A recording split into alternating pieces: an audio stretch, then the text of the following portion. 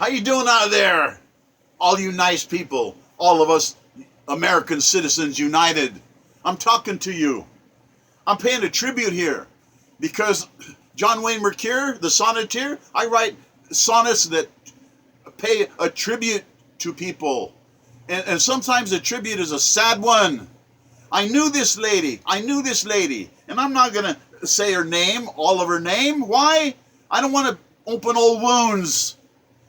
I was a principal, and I had like 80 teachers, and I'm telling you, there's no greater honor to try to make their jobs and their lives easier.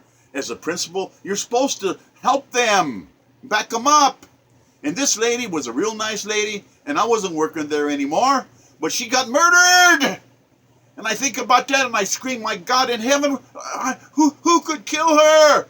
And that's what this sonnet is about, a tribute to her, because she didn't deserve it. She was really a nice lady. And all of you people out there that murder, that's the worst thing you can do to somebody, take someone's life. The name of this sonnet, 1165. Poor Lady Kathleen, murdered. I knew Lady Kathleen because she was one of my best teachers.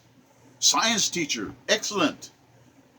Why she happened to die was an unspeakable tragedy for sure. She was a super science teacher. She loved her dear students. You could see her loving expertise. Everything she did was excellent, excellent. She was always happy, high standards, scientific standards, great academic expectations. She wanted the kids to excel. She tried to motivate them. She was ablaze with extensive knowledge. She knew her subject matters. She inspired multitudes of students. I later used to visit her classes, and I was always awed by her charm. Her eyes were intense, dynamic presentations, never ever lukewarm, the way science should be, so interesting. She was always prepared. No one ever said a bad thing about this lady. The days of sweet memory of this nice lady, knowing such an educator, true nobility of education. This lady, she taught for many successful years, making science relevant. Her husband, he never amounted to much. He was usually indolent, lazy. She decided after years and years that she would divorce him. He absolutely went berserk. Such a tragedy. He went to her high school office because she was working late. In a building, nobody was there. She was working late. He went to her high school office at work where she was working, preparing lessons to help kids. Well, this maniac, her husband, shot her 6 times with a .38. He stood there and reloaded and shot her 6 more times. This lunatic, what he did was unforgivable. A ruthless, cruel crime, killing his wife, the mother of his children. Even more obscenely, it gets worse. How can it get worse? Well, it gets worse. He went home and he told his young daughter, demon devil was he, telling her to go look for her dead mother. So her innocent daughter found her dear mother mangled, bloody, and dead. Grisly, awful thing. Such vicious lunacy, scarring his child irreparably forever. A lot of men are like this animal. Not worthy, self-obsessed, deadheads. I hope he rots in hell for this atrocity. This ugly meathead, idiot, moron, cretin.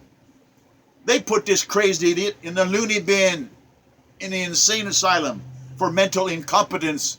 Guilty. I think he got out though, and I think he wanders the earth as Cain the killer, Satan's dance, Cain the killer of Abel, with a mark on his face. Fathers, you better pray your daughters do not marry such worthless trash. You want the best for your daughters, but there's very few decent guys out there. They've got testosterone poisoning, all right? And it's a terrible thing, but you guys, you better hope that your daughters find better guys than this guy that murdered his wife and the mother of his children. And mothers, I hope you haven't married such evil, demonic men, agents, Satan's little helpers. You hope to God that ladies marry well. I do. I want people to do well and not crash into ashes. This type of marriage, putting up with abuse, is very common. She got murdered. A family is forever broken. Well, I visited her office so reverently to pay her respect and high honor. I wanted to honor her. My heart still aches. It hurts. It hurts at her senseless death. And I did in her office. I knelt down and I prayed. And she's gone. And I knelt in reverence. May her memory never be dishonored. Because how do you do that? Clint Eastwood, he's my hero. He said, you take somebody's life, you take everything they have and everything they're ever going to have. The hell of a thing to kill somebody. And Lady Kathleen, she was murdered, and I wrote this March the 29th, 2018, and it's been on my mind to honor her. I'm honoring her. She was a wonderful lady. She didn't deserve it. She helped thousands of kids, okay?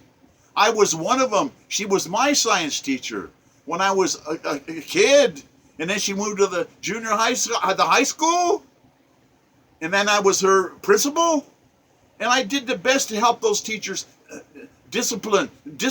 Let them be able to discipline the kids, and then they can blossom.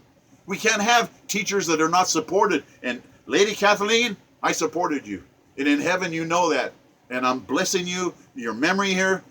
God bless us, everyone. Thank you for listening. Au revoir, mes amis.